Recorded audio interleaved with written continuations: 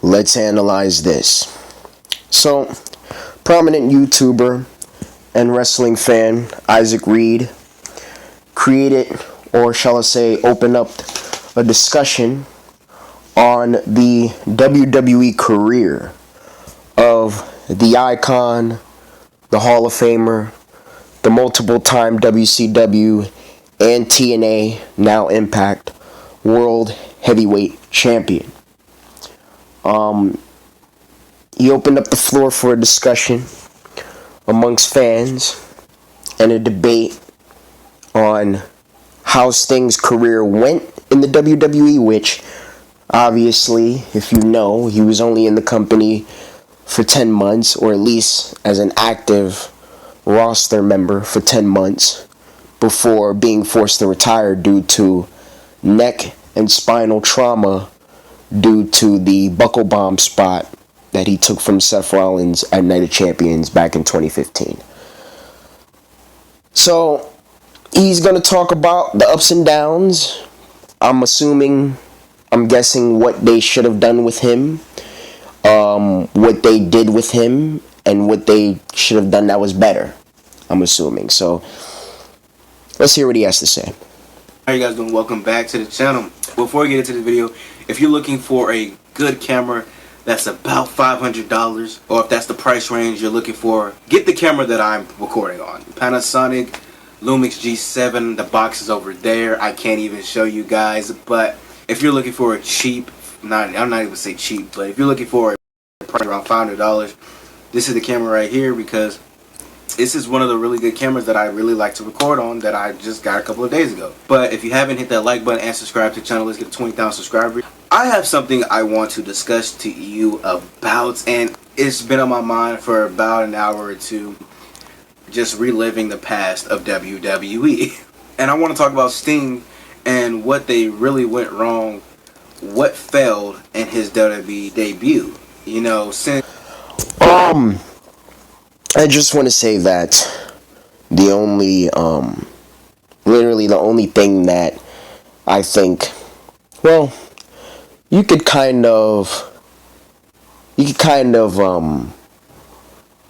mix it and turn it into two things. You can kind of combine it into two things. This one thing that I'm about to talk about right now is that, number one, him losing to Triple H. I wouldn't have done that. That's number one. Especially for such a legend's in-ring debut for the company. That's number one. Number two, I wouldn't have even done Sting versus Triple H in the first place.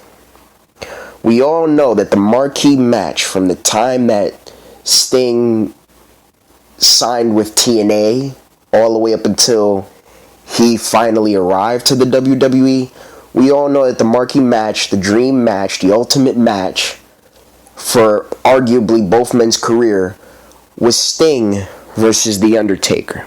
That was the only thing that made sense. Nothing else would have made sense, you know, in terms of a first match with the company for Sting. Nothing else would have made sense. They had been trying to get him for years.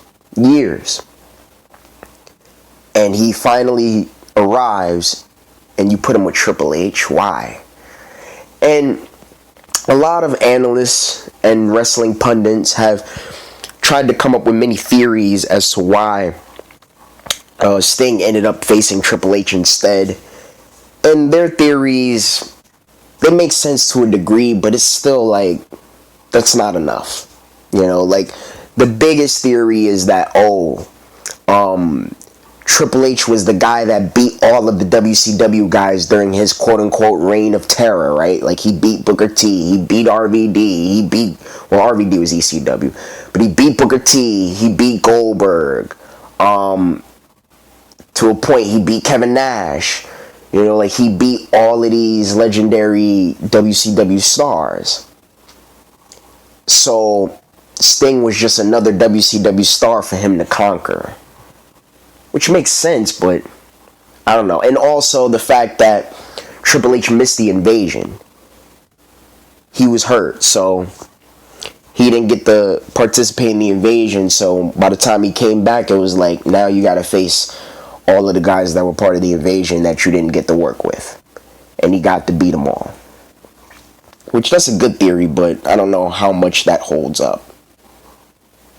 I don't. Since Sting's been around for a very long time, he's been around since the 90s, and one thing about... Actually, he's been around since 1985. I believe it was 1985 when he made his in-ring debut in the professional wrestling. Not since the 90s, since the 80s. And even when he came into the NWA, that was like around 87, I believe, mid to late 87. He came in the NWA. One of you peeps can correct me if I'm wrong. It might have even been before that. Because you look at the Clash of Champions 1, which went head-to-head with WrestleMania 4, March 27th, 1988. Sting was in the main event against Flair, and they had a 60-minute draw. Which, that was a great fucking match. Excuse my language, but that was a great match. Sting that was different from anybody else is when WCW went out of business, majority of every single star that was on WCW went to WWE. And instead of saying majority of every star, just say all of the top stars. I think that's the best way to explain it. All of the top stars. Well, not all of the top stars, because you have some mid-card talent join as well. But all of the top stars, except Sting, went to the WWE. Or the WWF at the time, and participated in the invasion. Except for Sting, of course. When Sting didn't go, it was kind of like, what happened? And when I go back and when I think about it, I'm glad that Sting didn't go to WWE, and it made perfect sense on why he didn't go to WWE. I am too, but he still showed up too late. 2014? Come on now. 55 years old? Come on now. He could have showed up a little earlier than that. I think he should have came in at least the mid to late 2000s. He even stated that the reason that he didn't even go was because he would have got lost in the shuffle, and he's completely right. If he would have went in the early 2000s, that Sting would have got lost quickly because... Agreed. They probably would have immediately... I think he would have took DDP's place in that feud with Undertaker. And he would have immediately been squashed and jobbed out by Taker. I feel like. Literally everybody, like you had the NWO, you had all of them come in. You had Booker T, you know, Ric Flair, all of them come in. What room would you have had for Sting? Like, literally, it's one of those things where... None. And you also got to consider at the time, in 2002, they were bringing guys up from OVW. So just take in the fact that the invasion, the WCW, ECW guys are coming into the company. Now we also have these guys in developmental being called up to the main roster. Your John Cena's, your Brock Lesnar, your Batista, your Randy Orton, you know. Hell, even your Rico. And eventually your Santino Marella, your Bobby Lashley, your CM Punk, your Miz. All of these guys eventually coming up from OVW. Shelton Benjamin, Charlie Haas. All these guys coming up from OVW. They would have had to have made a third brand back then. Just for Sting to even get real shine, honestly. Keep his ass away. And I'm glad that he stayed away and he went to do other things, and then he went to TNA. It was the best thing for Sting. Since his wrestling career was going down, where he was getting older, he decided to go to the WWE. Now, WWE should have... No, not exactly, Isaac. See, what happened is as Sting got older, he decided to stay in TNA. We have to remember, by 2009, Sting was 50 years old. And he was still in TNA. At that point, he had been in TNA for what, 7 years? Or close to 7 years?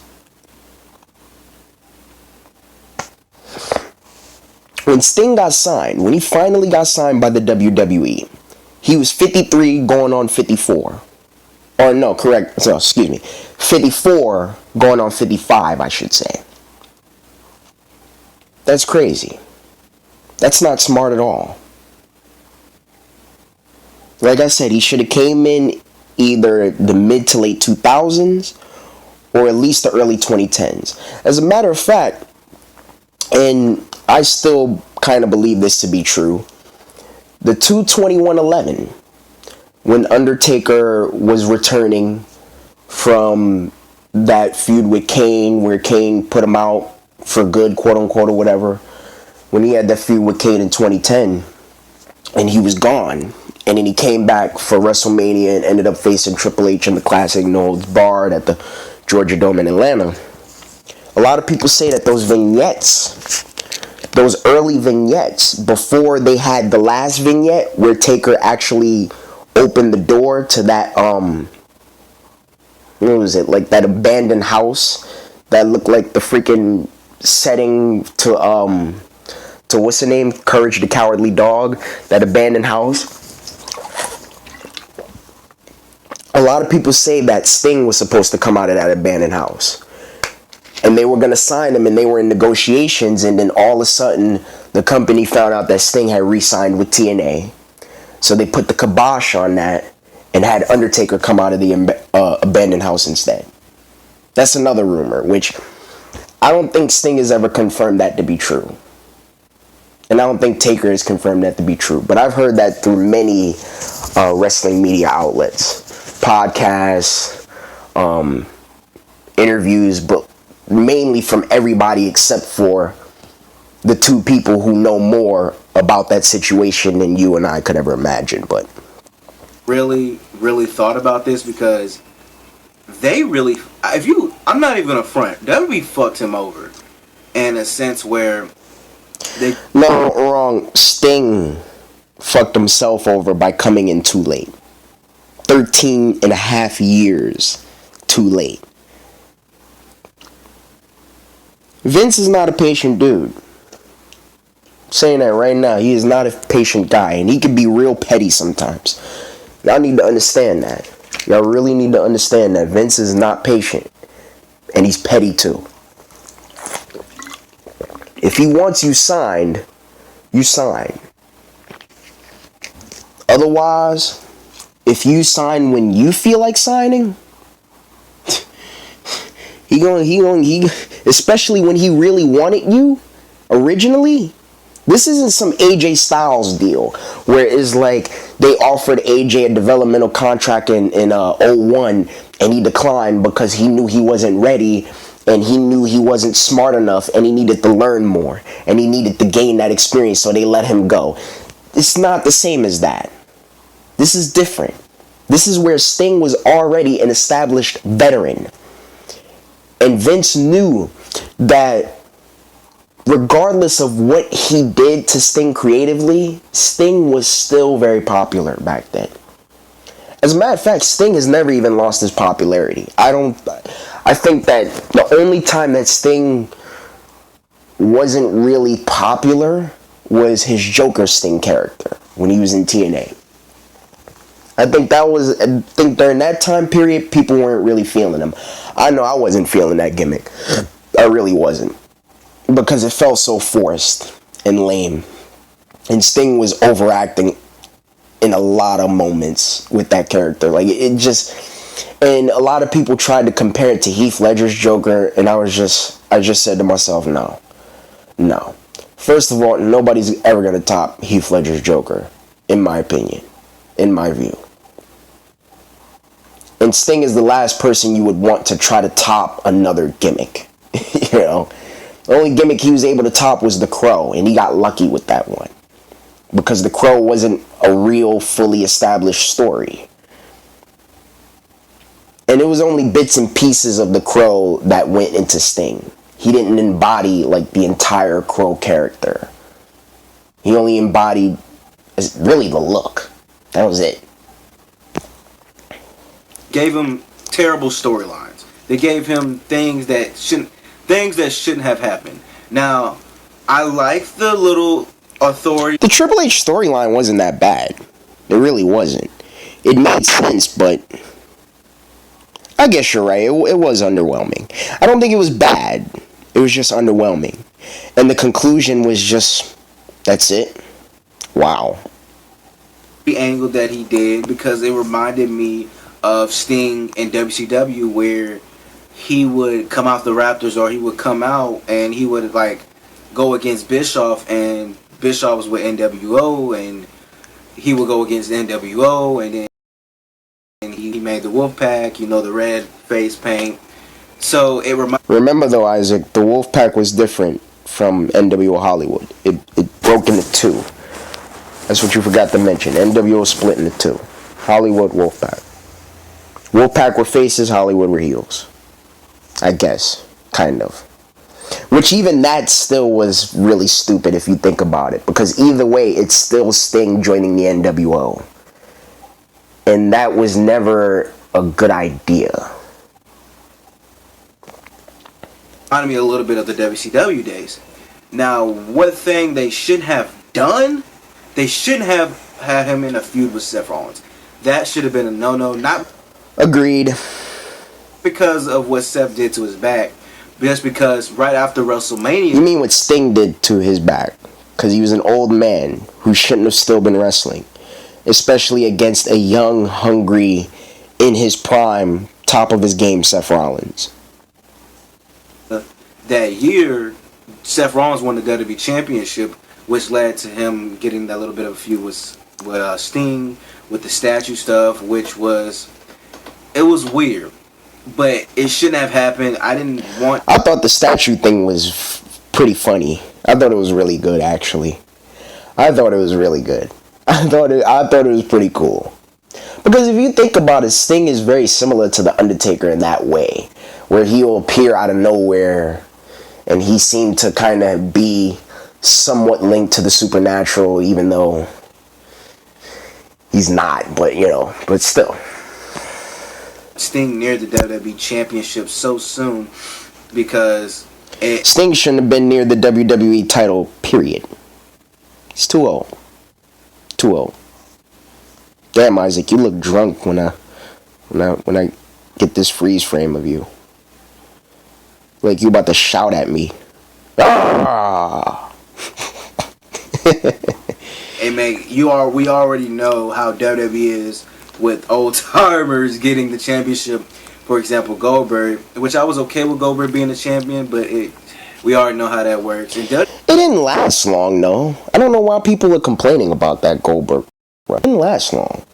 It was literally only, a month and a half? And Brock beat him in 6 minutes at WrestleMania to get the title, so I don't see what... Goldberg, the difference is that Goldberg needed that title run.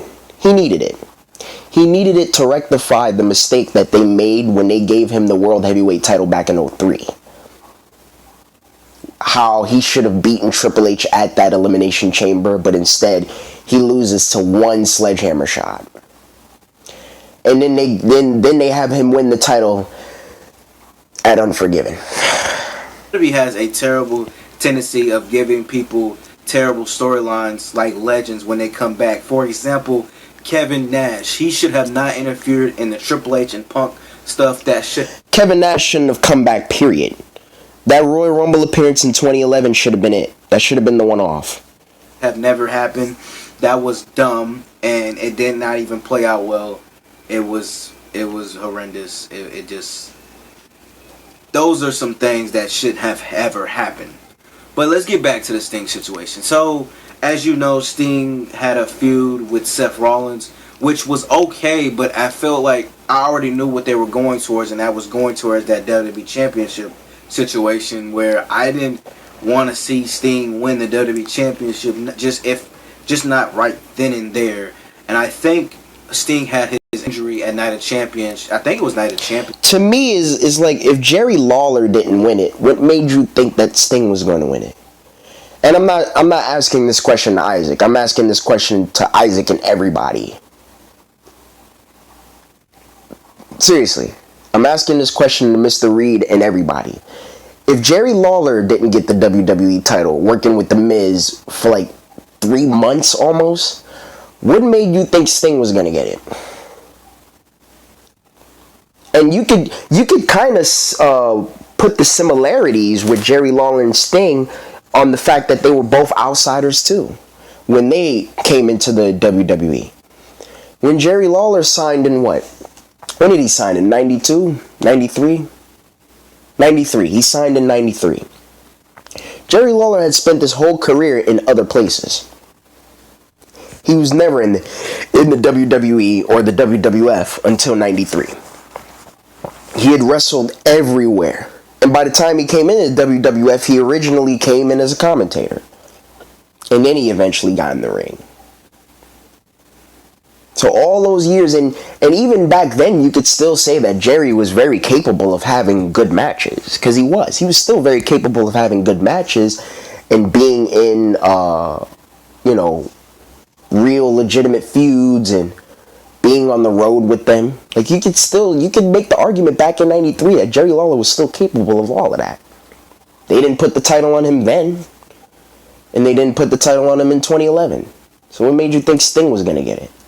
An outsider for years upon years comes here, and y'all think he's going to get the title immediately or within a year or two? No. Like I said, with AJ, completely different story. So don't come into my comments section and try to relate Sting and Jerry Lawler to AJ Styles. Completely different. Is the pay-per-view where Sting had to get back surgery because of what the turnbuckle did to Seth, what Seth did to him with the turnbuckle. But Seth and Sting should have never happened. I think they should have scratched that out. And one thing that they should have fixed and they should have not let happen was Triple H win at WrestleMania. I believe it was Agreed. WrestleMania 31. That he shouldn't have let Sting lose to him. That made no sense. No sense for... I've already explained the theory behind why Triple H won that match in that feud.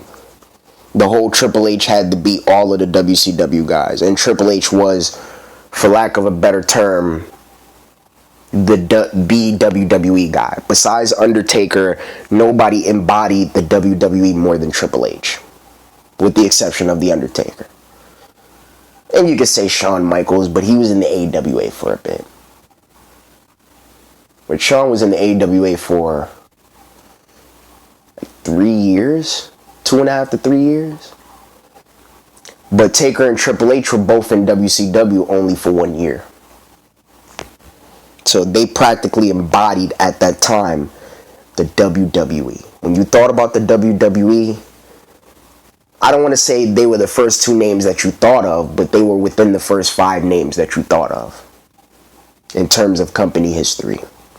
So that's why. That's why Sting had to lose. According to theories.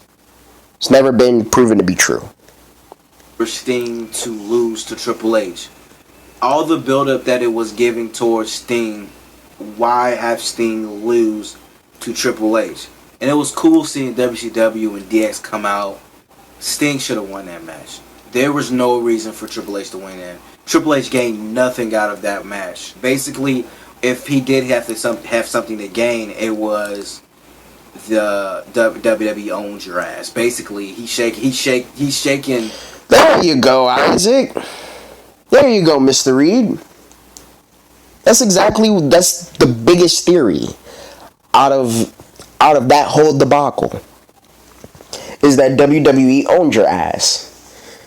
Thanks for finally signing with us for 13 years. Now lay flat on your back and let Hunter pin you. Because you gotta learn shit the hard way, Mr. Steve Borden.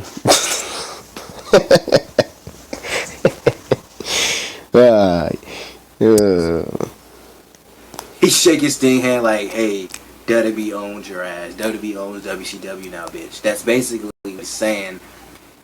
And I think that should have never happened. I was excited for the match. I'm not gonna lie. Triple H, I just rewatched it, as you guys already probably know. I just rewatched Sting versus Triple H. And I'm going back to looking at this. I'm looking back at these feuds that Sting had on the main roster, and I'm like, why did they even have him go? That Seth stuff, it was, some stuff was cool, like the statue stuff. I think that was the coolest part. But overall, that should have never happened. They should have brought Sting into another direction where he was, you know, still maybe going against authority. That would have been interesting. But after the WrestleMania match, it was really no point of him going against authority because he's already lost to the authority. Triple H is the Well, at that time, if you were gonna at that time, if you were gonna feud with Seth, you were gonna feud with the authority. So authority. So it would have been interesting as him to go, you know, maybe have a couple of tag team matches, which he did. He had one, I believe. I think he had one with John. I'm not sure. I'm trying to process everything. it was him and John Cena versus Big Show and Seth Rollins. And I believe it was either shortly before the live from MSG special that they did on the network, where it was Big Show and Lesnar in the cage. It was either before that event or after. I'm pretty sure it was after that event. Like, he's going by memory, I'm going by memory myself. And unlike him, I actually didn't go back and watch any Sting stuff from the WWE, that 10-month run that he had. I haven't gone back to watch it. I'm going strictly based off memory. But I'm pretty sure that's what it was. But he did, like, you know, just have couple of more tag team matches. I feel like he could have lasted a little longer than I honestly think that was the only tag match that he had, that one on Raw with Cena against Show and Rollins. I don't think he had a couple more. I could be wrong, though. One of you peeps can correct me. WWE roster. Now, he has reportedly said, maybe a year or two ago, that he's fully medically cleared to compete in the WWE ring. I don't give a damn how medically cleared. He could be fat free. Like, he could be in the best shape of his life. I don't give a damn. Sting should not get back into a wrestling ring. That's done. That's over with. That's over with. I have no interest. See, this is my problem with wrestling fans. And this is something I forgot to mention in one of my previous videos, even though I said I was going to mention it. It's my big problem with wrestling fans. They constantly, and I'm not, nothing against Mr. Reid. Nothing against Mr. Reid. I'm not saying he's one of them. I hope he's not one of them. I like to think that he's not. But this is my biggest fucking problem with silly, biased wrestling fans. They complain every week after Raw about how the Revival are jobbing out to the Lucha House Party. And they're basically being treated as shit when in NXT they were the first two-time NXT Tag Team Champions. They had classic matches with American Alpha and DIY. And I think the Authors of Pain. And just all of this stuff. They will bitch about how the Revival is being booked. About how Bayley is being booked. About how Bray Wyatt is being booked. About how Bobby Lashley is being booked. About how Sami Zayn before he got hurt. About how Kevin Owens before he got hurt was being booked. But these are the same people that will tell you, we need Batista back. We need Sting back. We need this person back who hasn't wrestled in ages. We need that person back who hasn't wrestled. It would be cool if this person were to come back. But these are the same people that complain about Brock Lesnar not being on TV every week as the Universal Champion. So, wrestling fans, what the hell do you fucking want? Do you want new stars? Or do you want the part-timers to come back? Because you can't have it both ways. You cannot have it both. Now, the company can have it both ways. But you cannot have it both ways. What the hell do you want? Do you want new stars to be built up? Or do you want the part-timers to come back? Which one? Because you can't have it both ways. You can't complain about how you can't complain about how, oh, damn, we haven't had a star in the company since The Rock and Austin and Taker in his prime and Shawn Michaels in his prime and Bret Hart.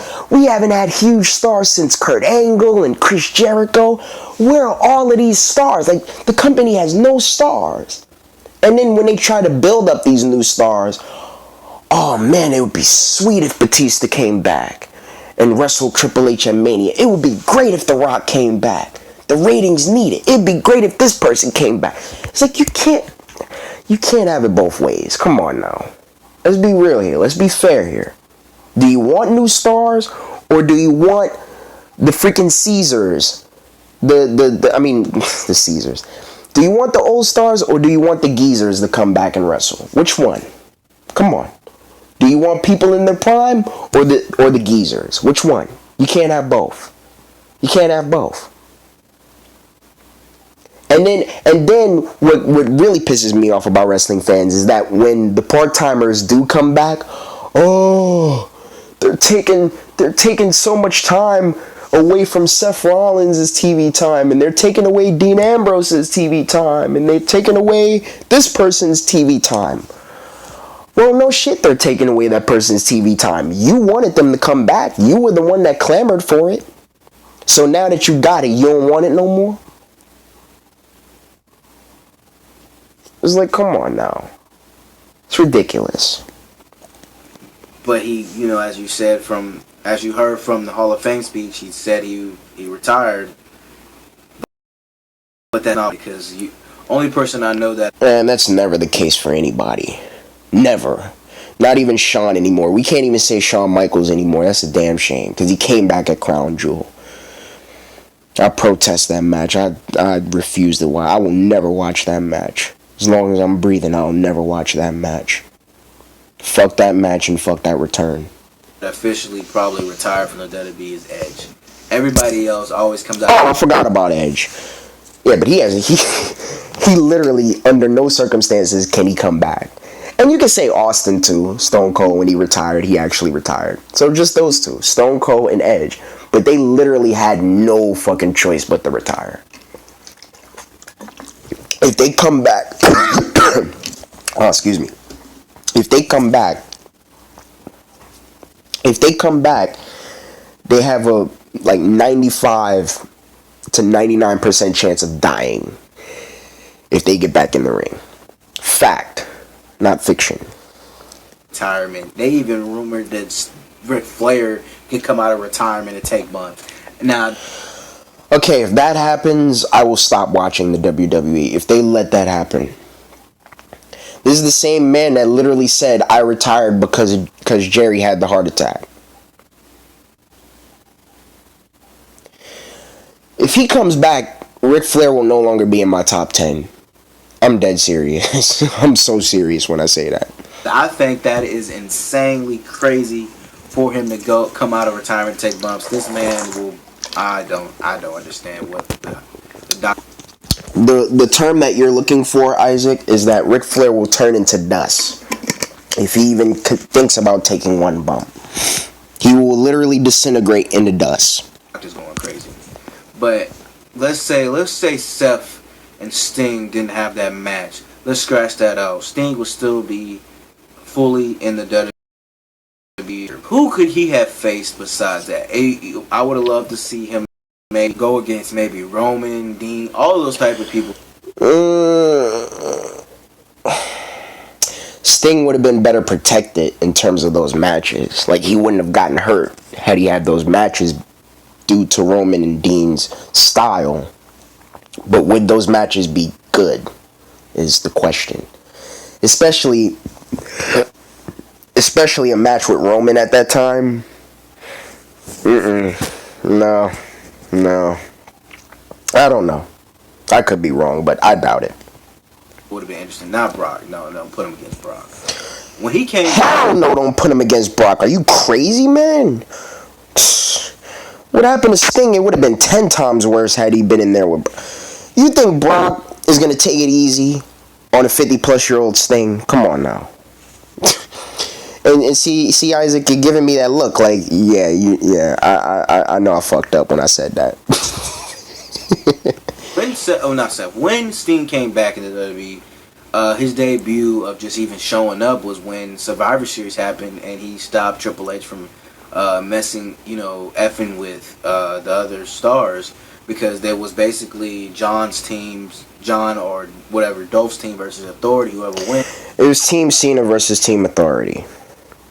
And it was down to Ziggler. It was Ziggler by himself because everybody else had been eliminated because of Triple H's interference. So it was Ziggler by himself against Big Show, Kane, and Seth, I believe. Yeah, it was 1-on-3. And Dolph was basically getting murdered until Sting came out. But Dolph was able to eliminate... He was able to eliminate Big Show and Kane. I forgot how. Once again, I'm going based off memory. I haven't gone back to see these matches since they happened originally. If the other side, the Authority wins, they stay. If the Authority loses, they go away that round. But also, if the Authority won, Team Cena, all the members of Team Cena would have been fired. That was another stipulation as well. And when Sting came back, I felt like he should have came back with more of a needy, or he should have came back with more of a scary feeling. Like how he was in WCW, they should have took that and brought it inside of WWE. His new entrance music, I gotta say, his entrance music, it's okay, but they should have brought the WCW one, because they should have rights to that. WCW's dead, so they have rights to certain WCW themes. Like, I don't think they had the rights to DDP's theme. Actually, I think till this day, they still don't have the rights to DDP's theme. They had to make their own version of the Self High Five theme. So I don't even think, like when DDP comes back every now and then for like the Royal Rumble, I don't even think he comes out to his old WCW theme. I think that's a WWE made. Yeah. Who would copyright that trademark of a song? I don't think anything from WCW now, like all the tapes and everything. Yeah, but some of the WCW theme songs were made by real artists. I'm not talking about the ones that were made by Jimmy Hart. I'm talking about the ones that were made by like real artists, i.e. DDP. Like DDP's theme, I believe the instrumental for his WCW theme, it was sampled. Whoever produced it, I'm assuming Jimmy Hart, they sampled it from a Nirvana track. I don't know which Nirvana track because I've never listened to Nirvana, but one of you peeps can tell me down below which one it was. But it was a Nirvana track. I have that confirmed. But when it comes to like his music from then, they should have brought that in. I don't know if they want him to come in as they do with Goldberg coming back, because when Goldberg came back, he wasn't the same Goldberg from WCW. And he even mentioned that I'm not the same Goldberg. I have a family now. I'm a children's type guy. Yeah, he was basically a bigger version of John Cena and balder and older Goldberg. My corny ass had to rhyme that. I don't know if they were going after Sting.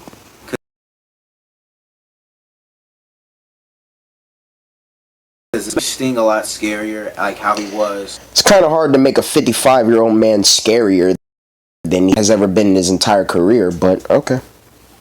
When he was in WCW, not saying he should climb, not climb, but just come out the Raptors and stuff.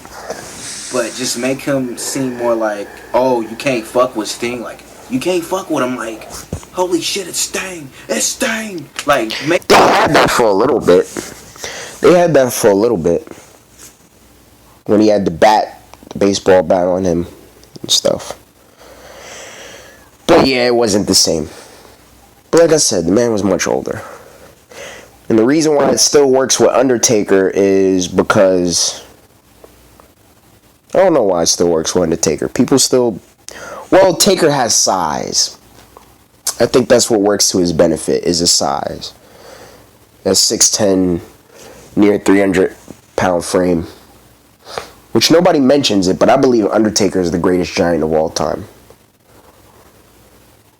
He may not be 7 feet, but I think that 6'9", 6'10", and up is the definition of a giant. People tend to forget that. And when I think of, and the reason why I say that is because when I think of giants in that way, like being 6'9" or 6'10" and up, I think about it as the big man in the NBA. When you're defining a center in the NBA, usually centers are 6'10" and up. You know, the first big superstar center was who? George Mikan. He was 6'10". The first 7-footer that came into the league, I believe, was Wilt Chamberlain. But before that, they had no 7-footers who was at that 5 spot. But even the guys who aren't 7-footers, they were considered big men. They were considered giants. They were giants by definition. Make him look like that. Only time I kind of saw that was when they were doing the reveal on the statue with Seth Rollins, and he pulled it up, and you just see Sting like looking. That's the only time I really saw it. But it would have been a lot more badass if he would have came out